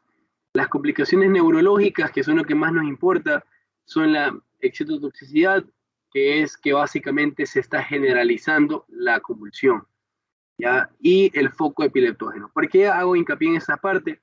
Porque estos tipos de pacientes, puede ser un paciente que nunca en su vida ha tenido epilepsia, ni una convulsión, ni nada, nunca ha tenido nada. Pero si de un momento a otro desarrolla un estado epiléptico, hay una gran probabilidad de que desarrolle un foco epileptógeno. Y por ese estado epiléptico puede de aquí en adelante tener epilepsia. Por eso tienen que recordar algo. Cuando un paciente entra en estado epiléptico y ya mejora, o sea que ya lo sacamos de ese estado epiléptico, ya regresa a la normalidad, es muy probable que se le dé por 2 a 3 semanas tratamiento antiepiléptico, ¿sí? Como que si tuviera epilepsia. Y eso estamos hablando de paciente que nunca tenía epilepsia, nunca tuvo ninguna convulsión. Si ella tenía antes epilepsia, obviamente hay que mejorar la dosis, hay que cambiar de medicamento. En el caso de las complicaciones sistémicas listadas ahí, tenemos la acidosis, hipertermia, rhabdomiólisis, neumonías aspirativas, arritmias cardíacas, insuficiencia renal, ¿okay? Que vienen a ser cuadros de medicina interna. ¿Qué es lo que vamos a hacer? ¿Cómo vamos a tratar el estado epiléptico? El estado epiléptico se lo trata de 2 maneras y luego se lo va a diagnosticar como estado epiléptico refractario. Entonces, antes de decir que es refractario, 2 líneas de tratamiento.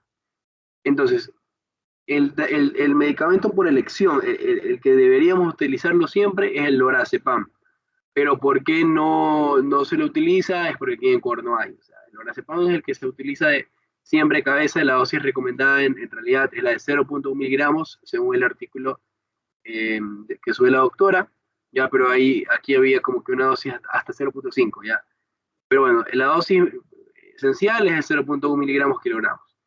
¿Cuál es el que utilizamos aquí en Ecuador? Es el midazolam, ¿ya? ¿Por qué el lorazepam es el mejor? Porque tiene un tiempo de eliminación más prolongado, ¿ya? El diazepam también es bueno, pero no tiene un efecto tan fuerte, o sea, tan efectivo en el estado epiléptico como los otros 2, ¿ya? Entonces, en general, se usan benzodiazepinas. Ya no estamos utilizando un antiepiléptico, o sea, se usa benzodiazepinas, porque ellos van a inhibir y evitar que siga convulsionando. Vamos a tratar de relajar completamente al paciente. Si esto no sirve, ahí sí vamos a utilizar anticonvulsivantes. Intravenoso, obviamente. Y aquí se utilizan millones. Aquí yo he puesto estas de segunda línea, pero pueden haber mucho más. Fenitoína, fosfenitoína y valproato. Hay que recordar que entre la fenitoína y la fosfenitoína se ha aconsejado en ciertos lugares que la fosfenitoína tiene menos efectos adversos y eso ahí, pero bueno, también siempre se aconseja usar el valproato, como que el valproato tiene un amplio espectro y es muy bueno para muchísimos casos, ¿verdad? El problema es su efecto teratógeno, entonces tienen que recordarlo siempre. Una vez que eso pase y que el estado epiléptico no mejore, bueno, antes de hablar del refractario, hay ciertos fármacos que pueden inducir un estado epiléptico, y aquí tenemos uno de ellos, que es los antibióticos como la penicilina, los betalactámicos, los fluoroquinolonas, sea, son casos extremos, casos raros. La teofilina y la isoniazida son fármacos que pueden provocar, que pueden desencadenar un estado epiléptico. A la derecha tenemos ciertas estrategias terapéuticas que se pueden hacer especialmente cuando se ha encontrado que el paciente tiene un estado epiléptico por estos fármacos, ¿sí? En el caso de que todo esto sea refractario, vamos a utilizar barbitúricos. Aquí lo menciona. Utilizamos barbitúricos en caso de que se hayan fracasado los medicamentos. Ya un tipo de fracaso, obviamente estamos hablando de que estamos ya en UCI, y si está en UCI está ya intubado y con oxigenación. Se mide la glicemia y tiene que tener un electroencefalograma continuo siempre, porque recuerden que a veces hay ondas que están siendo despolarizantes, pero no hay convulsiones visibles. Entonces, esta imagen sacada del mismo artículo menciona como que una diferencia entre la Sociedad de Cuidado Neurocrítico, creo que en el 2012, y la Sociedad Americana de Epilepsia del 2016, las diferentes estrategias terapéuticas. Y aquí me cosas. Yo lo que quiero que muestre la diferencia en estas dos, porque puse esta imagen acá, es la diferencia del comienzo del tratamiento en estado epiléptico. Miren que a la izquierda, que tenemos la Sociedad de Cuidado Neurocrítico, lo que hacen es, de los 0 a 5 minutos, o sea, cuando ya vemos que tenemos un paciente con estado epiléptico, ya lo tenemos diagnosticado estado epiléptico, ya, ok, aquí lo estabilizamos, le pedimos la glucosa, pero miren que ahí de una hacemos las benzodiazepinas. Ahí está. Lorazepam, midazolam y diazepam. En la derecha, si se dan cuenta, en la Sociedad Americana de Epilepsia, no hay que tratarlo. O sea, esa es la discrepancia que hay. Aquí simplemente estabilizamos al paciente, verificamos que la ABC está normal, el glucosa normal, pero de ahí no se trata el paciente. Se espera 5 minutos más y ahí sí comienzas a tratar con benzodiazepinas en la Sociedad Americana de Epilepsia. Entonces ahí comienza a ver la discrepancia, porque muchos van a decir, ¿para qué vamos a esperar 5 minutos más? Ya esperamos 5 minutos, ya el paciente está mal, está convulsionado sin parar, entonces yo comienzo ya con las benzodiazepinas. En el caso de los 5 a 20 minutos, cuando ellos recién comienzan con benzodiazepinas, acá ya está la terapéutica de segunda línea, que es la que había mencionado, la fenitoína, la fosfenitoína, el valproato. Aquí ya mencionan también otros más. Eso es igual. Y esto acá, que es en los 20 a 40 minutos, esto lo veremos más adelante, en la siguiente diapo creo, que es el estado epiléptico refractario, ¿sí? Que lo vamos a ver más adelante también. Y entonces, bueno, como lo menciono, hasta este punto, lo interesante en esta discrepancia del artículo es el inicio de cuándo tratar al paciente con estado epiléptico. Lo que ustedes tienen que saber es que si comienza con benzodiazepinas, se sigue con anticonvulsivantes intravenosos, fenitoína, lamotrigina, levetiracetam, valproato, ¿ya? Y una vez que eso pasa, vamos acá, al estado epiléptico refractario. Esto ya es si el estado epiléptico ya era de emergencia, esto es algo peor, o sea, ya estamos llegando a peores casos, ¿verdad? En eso ya buscamos sedar al paciente, por eso usamos propofol. Recuerden que el propofol ya es un anestésico inhalatorio, ya utilizamos propofol, midazolam, valproato y pentobarbital. Esos son los que normalmente utilizamos. Fíjense que el propofol más midazolam normalmente se lo utiliza para anestesiar a los pacientes en el caso de anestesia general cuando va a entrar a cirugía. O sea, al paciente literalmente lo estamos tratando de inducir completamente.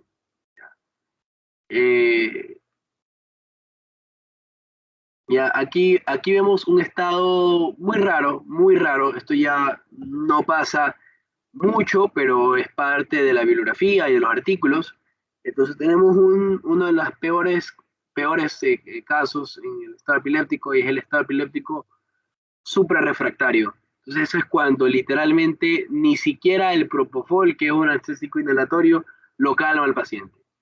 Entonces aquí tengo, bueno, 2 diapositivas. Aquí saqué un artículo, creo que este es del 2017, este es un ensayo clínico del 2017, lo está leyendo justo hoy, que habla acerca de la brexanolona que se lo ha indicado como una terapéutica adicional en el estado suprarrefractario, ¿ya?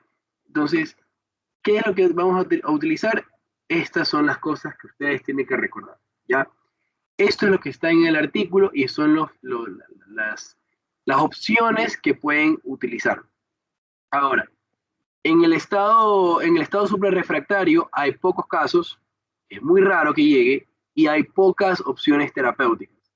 Lo que estamos viendo acá, que es una tabla del estado suprarrefractario, más que nada son opiniones, pero no es nada seguro, ¿ok?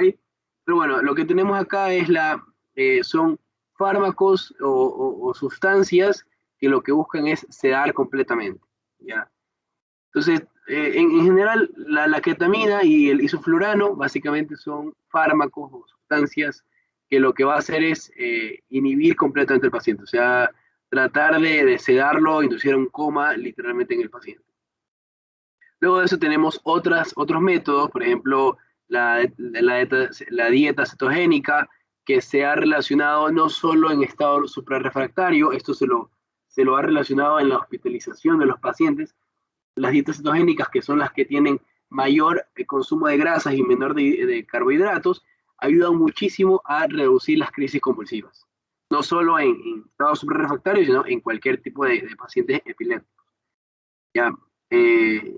La hipotermia, que igual es algo, esto aquí es súper controversial, eso son solo opiniones, se lo ha relacionado con la mejoría en estados suprarrefractarios. No se ha visto del todo si es correcto o no es correcto.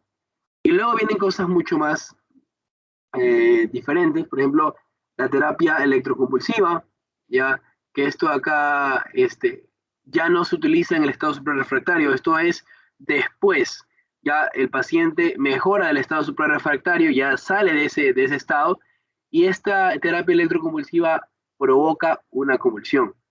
¿Y para qué la va a provocar? Para ver el estado del paciente. Como digo, esto es igual opcional, estas son opciones que se hacen, están en el texto más que nada como ideas, pero la terapia electroconvulsiva nació no para esto, nació para alteraciones psiquiátricas como las alteraciones maníacas, como alteraciones de este tipo psiquiátrico, que ayudaban al paciente a despertar. Pero bueno, aquí se lo ve como una opción para monitorizar el electroencefalograma y ver cómo va a ser el paciente. Luego tenemos la estimulación magnética transcranial, que se lo utiliza muy rara vez y ayuda en cierta manera a regular las crisis convulsivas. Y finalmente la estimulación del nervio vago, que también ha sido indicaba, o sea, como una opción acá, no tiene evidencia tan fuerte de si sirve o no en el estado suprarrefractario, pero también está implicado en esta tabla.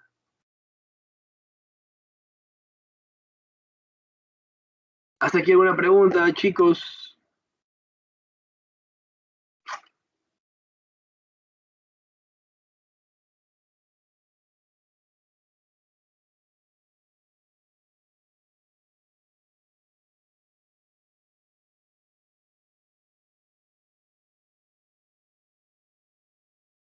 Bueno, si no hay preguntas, seguimos con esta parte que es súper sencilla. Vamos a tener epilepsias sintomáticas, o más que nada convulsiones sintomáticas, ya más que hablar de epilepsias.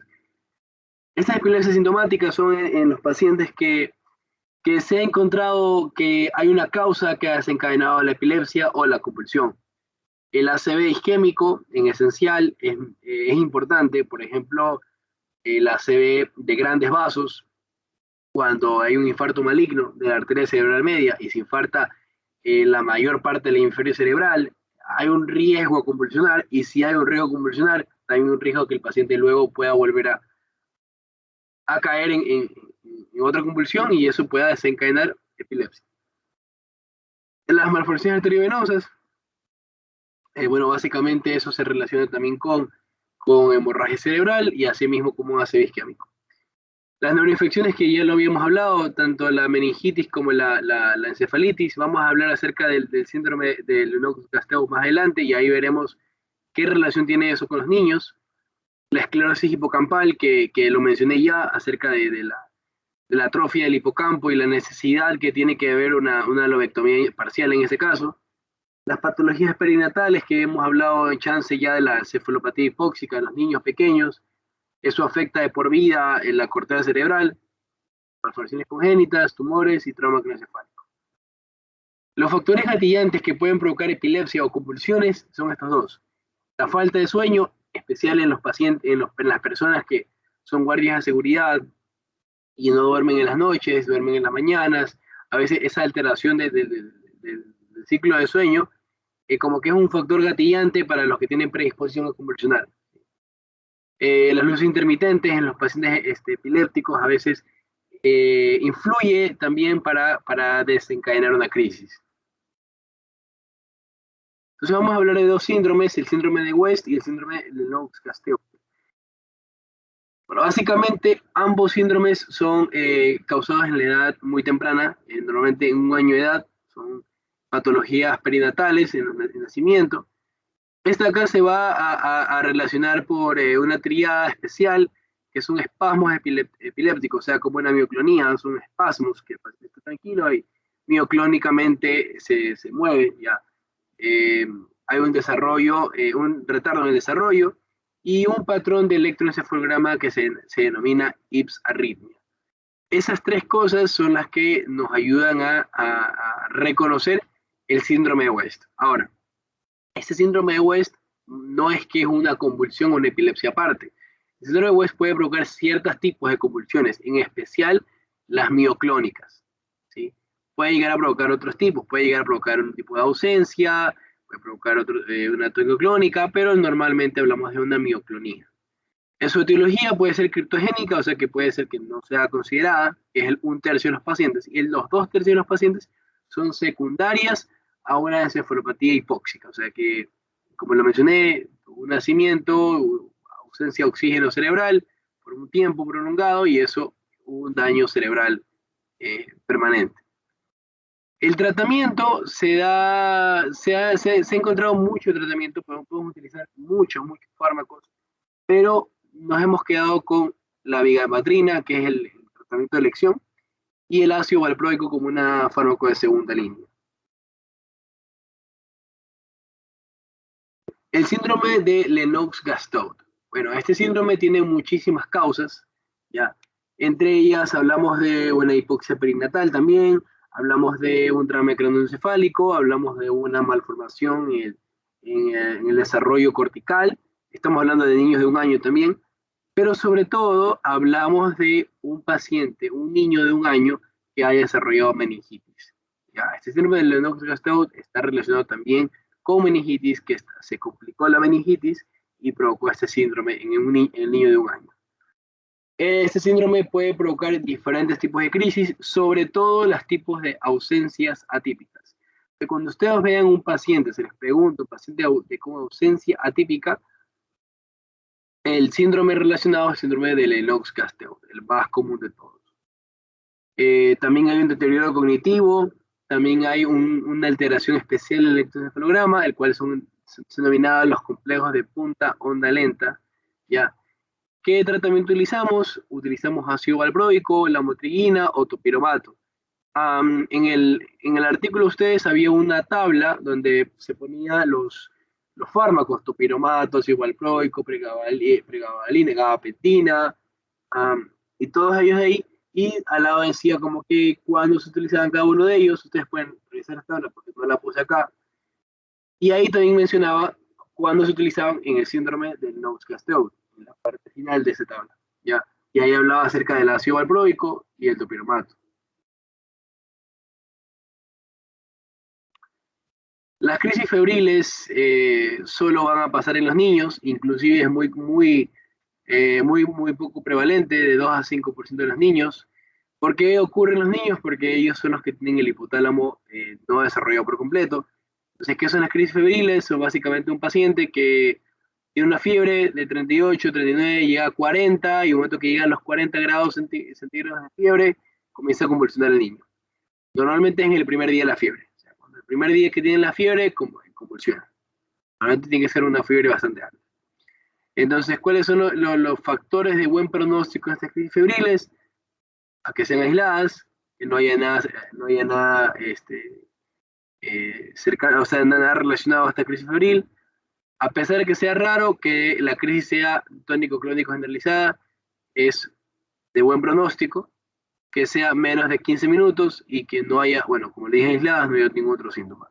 Esas crisis febriles, por lo normal, se van al tiempo. O sea, lo normal es que estos pacientes tengan esta crisis en la niñez, pero ya pasa el tiempo y esto va a desaparecer. Ya sabemos que si hay dos tipos, es igual que en las convulsiones normales. Las simples, que van a provocar que se dañe o no se dañe la conciencia, y las complejas, que sí hay daño a la conciencia. Aquí vemos que las complejas también son más graves porque duran más de 15 minutos y ahí sí las complejas tienen un riesgo mayor a desarrollar epilepsia en el futuro.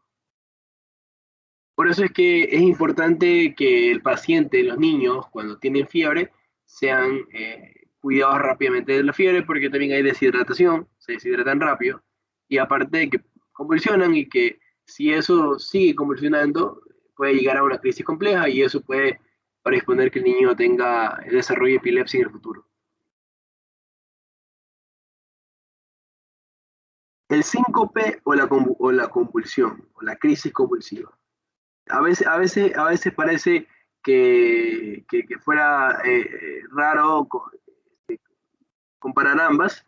Recuerden que el síncope normalmente es por una hipoperfusión, normalmente causada por una alteración cardiovascular. Entonces, el síncope es causado de manera paulatina. A veces puede ser un dolor precordial que comienza y luego la pérdida de la conciencia porque puedes caerte, ¿ya? Pierdes la conciencia.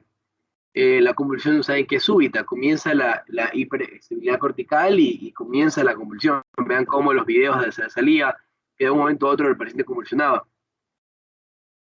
En el síncope el paciente se cae, se desmaya y ahí queda, o sea, se desmaya. Pero en la convulsión, como lo menciona aquí en la tabla, sí hay movimientos. Normalmente las crisis motoras tienen mucho movimiento. ¿Ya? La coloración de la piel diferencian las convulsiones con la síncope y la recuperación, obviamente, ya lo hemos mencionado mucho. Las crisis convulsivas tienen periodos podictales que pueden llegar a ser hasta 1 hora. Vuelve el síncope después de que te levantes, ya todo está bien. O sea, no es que vas a tener un periodo malo.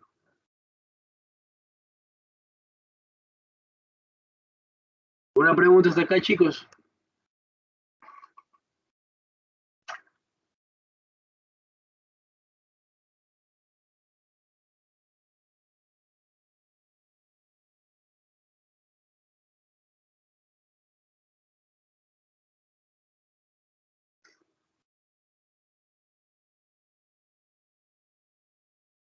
Ok. Ahora vamos a analizar al final, analizar la primera crisis. Esto es como que la parte más interesante en la parte de la clínica de la epilepsia, y es cuando vamos a hablar de la primera crisis. Recuerden que para tratar la epilepsia tenemos que saber qué es epilepsia, o sea, tenemos que diagnosticar epilepsia antes de tratar como debe ser. Entonces, obviamente aquí tenemos lo principal, tenemos que tener un testigo, o sea, la persona que lo vio cercano, como saber que nos cuente cómo convulsionó, qué fue lo que hizo, qué estaba haciendo, si se cayó, si algo hizo, si tuvo una noticia muy fuerte o simplemente estaba normal, todo, que el testigo nos cuente exactamente qué pasó. Hay que descartar que la crisis sea provocada, hay que descartar el trauma encefálico, hay que descartar hipoglicemia, hay que descartar hiponatremia, cualquier causa tenemos que descartarla. Obviamente el examen físico va a ser muy importante y los exámenes complementarios van a ser esenciales. Entonces, vamos a analizar los exámenes complementarios y no encontramos nada, no hay ninguna lesión en el parénquima cerebral, pero encontramos en el examen físico, en la exploración, vemos que igual está alterado el paciente, hay cosas raras, ¿ya? Entonces, todo eso de ahí nos ayuda a pensar que el paciente puede llegar a tener una crisis no provocada. Cuando la crisis no es provocada después de haber hecho todo tipo de exámenes de laboratorio o de imagen, vamos al punto de creer que la crisis es no provocada. Y a veces las crisis no provocadas pueden llegar a no necesitar una medicación. Entonces por eso hay que preguntar o hay que dudar si dar o no la medicación. Porque ahí llega el punto de que si nosotros no medicamos, y tal vez sí sea importante, y de otra segunda crisis, vemos acá que el riesgo a la recurrencia después de una segunda crisis ya es el 70%. El riesgo de recurrencia después de una primera crisis es de casi 45 al 50%. Entonces, estamos en la mitad. ¿Qué es lo que tenemos que pensar antes de medicar? Si un paciente tiene menos de 20 años, tenemos que ver las crisis que tuvo en la infancia. Si tuvo antecedentes de crisis de ausencia, crisis febriles, importantes, si tuvo trauma craneoencefálico recientemente, si tuvo un antecedente de encefalitis, así sea hace 10 años o así sea hace un año, si tuvo diagnosticado en el nacimiento hipoxia neonatal, todo eso nos indica el riesgo a recurrencia. ¿Sí? El riesgo a recurrencia. Por lo menos en crisis, encefalitis y hipoxia neonatal, nos ayuda a pensar en una recurrencia probable. Entonces, si nosotros creemos que hay un riesgo a recurrencia elevado, más elevado de lo normal, que es el 45-50, después de una primera crisis, tenemos que comenzar con el tratamiento antiepiléptico.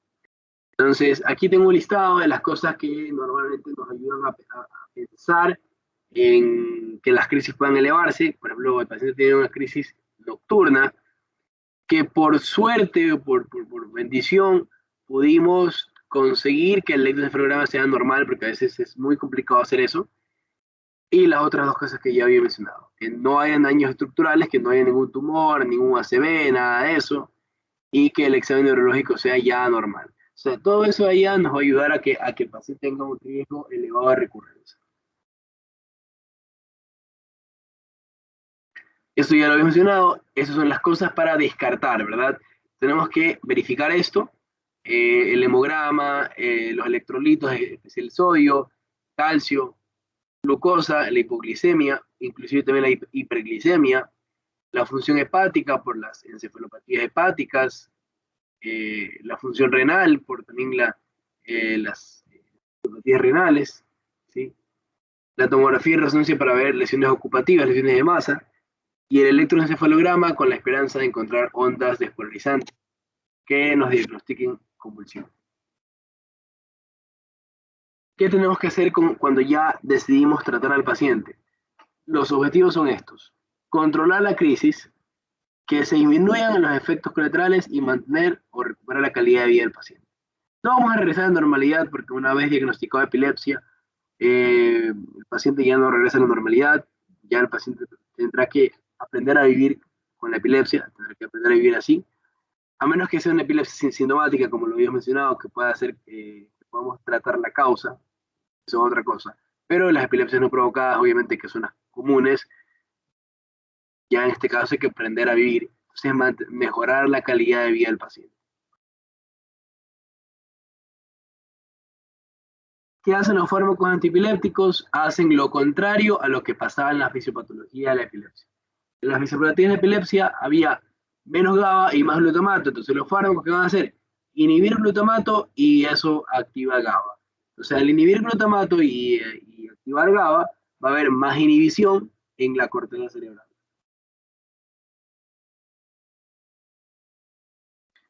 ¿Qué pasa cuando tenemos un paciente que no está en estado epiléptico, pero que le damos fármacos, por ejemplo, un paciente de 28 años de edad, diagnosticado de epilepsia, de característica generalizada, tónico-clónica generalizada, es medicado con levetiracetam? El problema es que regresa y él refiere que no mejora su sintomatología, que sigue teniendo muy seguidas las crisis convulsivas y que no puede hacer nada porque las tiene muy seguidas, una vez cada 3 días, una vez cada 5 días, hace que obviamente a la semana esté 2 a 3 días mal. Entonces, ¿qué es lo que hacemos? vamos a tratar la recurrencia. ¿Cómo tratamos la recurrencia muy rápida? Vamos a analizar los niveles de los anticonvulsivantes séricos, o sea, analizar si realmente está sirviendo, si realmente se está sintetizando correctamente los fármacos. Por ejemplo, puede haber un síndrome de malabsorción añadido en el paciente que estamos dando el fármaco y este síndrome de malabsorción destruye o no permite que se absorba correctamente el fármaco. Puede haber que hay un problema adicional que no permita que el fármaco tenga el efecto como debe ser. Todo eso.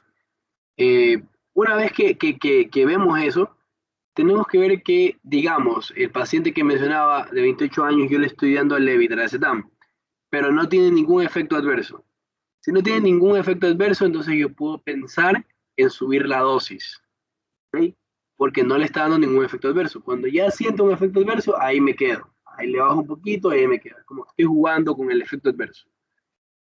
Y si nada de eso cambia, entonces habrá que pensar en el cambio de medicamento y usar otro añadido o solo cambiar de medicamento.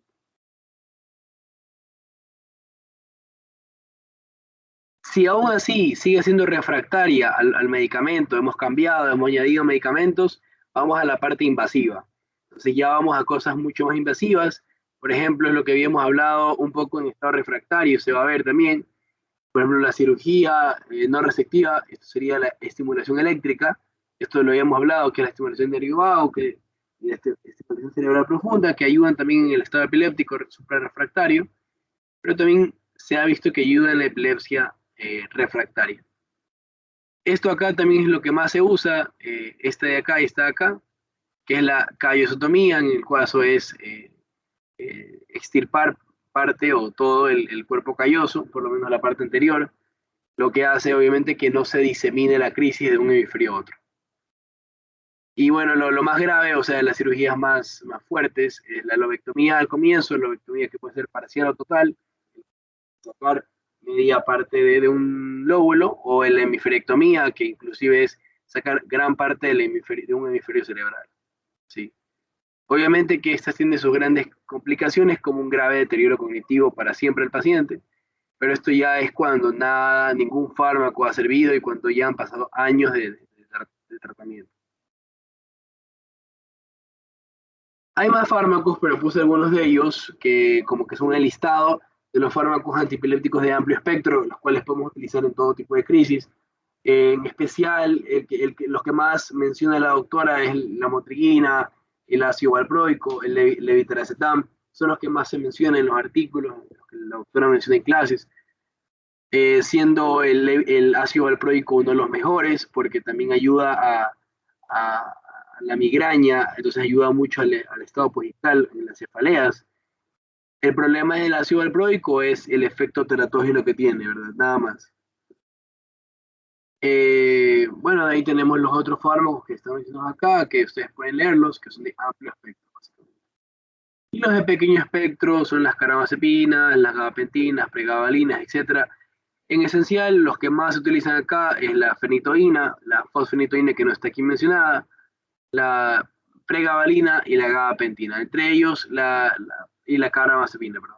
Entre ellos, la gabapentina y la pregabalina son los más leves, depende de la dosis, obviamente. Recuerden que la dosis más baja de ellos, de pregabalina y gabapentina, sirven para el dolor neuropático. El paciente que tiene dolor en la lumbar, una lumbalgia, se puede utilizar la gabapentina y pregabalina en dosis bajas, dosis de 20 miligramos. O sea.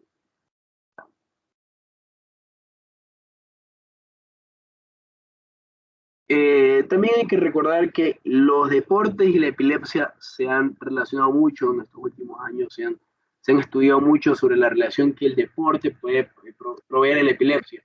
Ustedes ya vieron en la clase de trauma craneoencefálico, creo que ayer o anteayer, y me imagino que recuerdan la encefalopatía traumática crónica, que es el acúmulo de las proteínas tau y todo eso.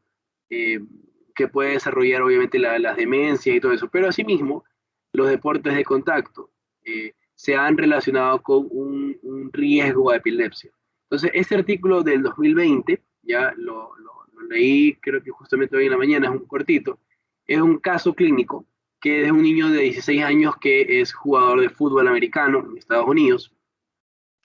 el cual refería que, o sea, nunca lo había mencionado él, pero que cada partido él chocaba mucho. No sé si el man era un linebacker o qué, pero me imagino que el chocar mucho tuvo múltiples conmociones cerebrales, muchos golpes cerebrales, pero él nunca sentía nada, o sea, nunca él mencionaba nada. Entonces dice que en un partido de ellos, en el medio tiempo, él se sintió súper mal, comenzó a sentirse mareado, letárgico, con cefalea y ya no podía jugar. Entonces, de ahí en un momento a otro, en el medio tiempo, se cae al suelo y comienza a convulsionar de manera este, generalizada o en tónico-clónica generalizada. Obviamente es llevado al hospital, se pregunta los antecedentes, se encuentra el antecedente de las múltiples conmociones cerebrales, se encuentra que obviamente en la tomografía y resonancia magnética no hay nada, porque recuerden que la conmoción no va a mostrar nada en las imágenes, y obviamente después de eso se lo descarta, se le da medicamentos sintomáticos, pero a los 8 días vuelve a tener otra convulsión del tipo generalizada. Regresa al servicio de neurología y ahí es diagnosticado de epilepsia por la brevedad de la recurrencia y obviamente ya el paciente comienza a cambiar su vida porque 15 años con una generalización de epilepsia ya, obviamente ya el deporte ya, por el fútbol americano por lo menos ya no podría jugar. A su vez, en el otro lado de la vida, otro artículo del 2016 menciona que se debe hacer deportes, pero ojo, no va a hacer lo mismo. Ese es un artículo que es un reporte de la Liga Internacional de la Epilepsia, contra la epilepsia americana, que básicamente menciona que el deporte mejora muchísimo más la captación de los niveles séricos de los anticonvulsivantes a nivel sistémico.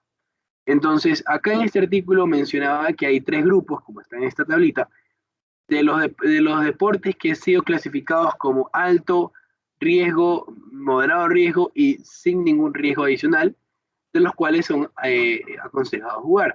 Si se dan cuenta acá hay como que algunos nombres, por ejemplo, los bolos, golf, bailar, ¿sí? Entonces todo eso de ahí son deportes que no mencionan no mencionan contacto con nadie, no mencionan gravedad o riesgo en ningún momento. Y bueno, obviamente por eso es que se indica que este sería como que el grupo 1 el mejor que hagan esto. De ahí el grupo 2 y el grupo 3 ya es un poco más complicado. Más que nada no son porque son deportes de contacto. Si se dan cuenta, en esta lista en el grupo 3 está los deportes de contacto, porque creo que es implícito saber que no pueden hacerlo. Pero, por ejemplo, en el grupo 3 tenemos los deportes en motos, ya como el motocross y todo eso. No podría un paciente epiléptico hacerlo por el problema de que si en el momento que esté en la moto presenta una crisis convulsiva, puede tener un grave accidente. ¿Ya? Por eso, también recuerden que la ausencia de oxígeno, la hipoxia, desencadena una crisis convulsiva. Entonces, tampoco podría hacer snorkeling, ni scuba diving, nada de eso. Entonces, también es importante reconocerlo en este tipo de pacientes. Y finalmente, el último tema para tratar, el embarazo y la epilepsia. Este es un tema muy, muy, muy interesante que se me tiene que recordar siempre. El embarazo y la epilepsia tiene que ser un tratamiento de planificación.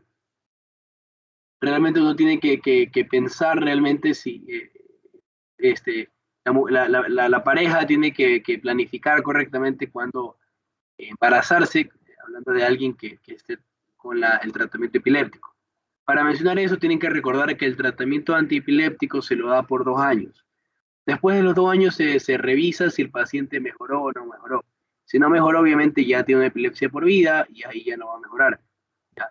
Entonces, si una mujer quiere tener un niño y tiene 1 año de tratamiento epiléptico, se espera que se espere 1 año, o sea, que espere 1 año de tratamiento, y luego de que ya haya terminado el tratamiento, ahora sí poder tener un niño, ¿verdad?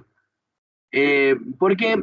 Porque ya luego la planificación, luego hay un problema en el embarazo cuando tiene epilepsia.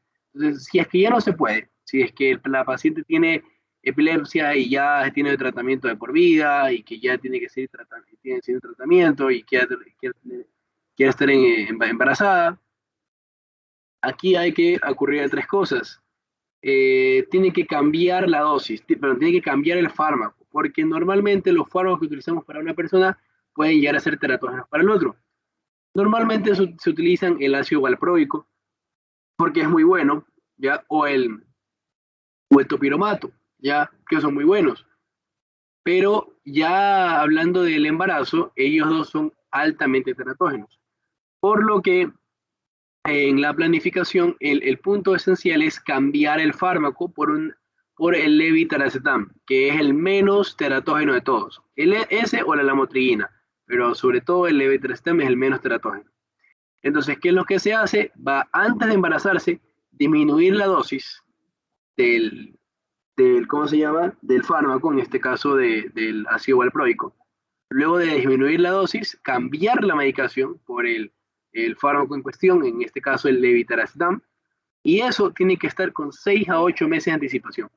Todo eso tiene que haber cambiado antes del embarazo, uno se puede hacer una planificación, no puede ser así espontáneo. Ya. Es implícito mencionar que el ácido fólico siempre es esencial en el embarazo con epilepsia y en el embarazo normal. Y el tercer trimestre en el embarazo en una paciente con epilepsia siempre es el peor. ¿Ya?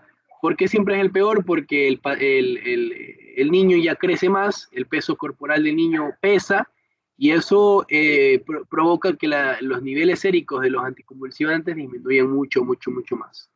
Eso hace que no haya efecto terapéutico de los anticonvulsivantes y el paciente, pues obviamente, recaiga en la epilepsia.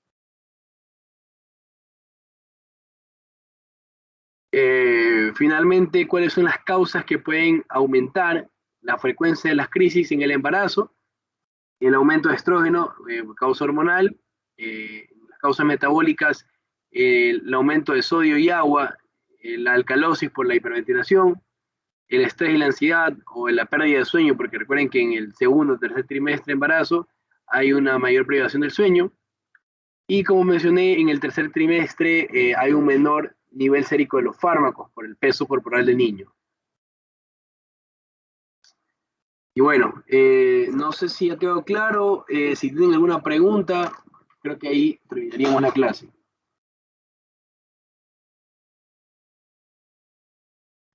Ricardo, solo para asegurar, entonces en el embarazo simplemente podemos darle levetiracetam y la motrigina, ¿verdad?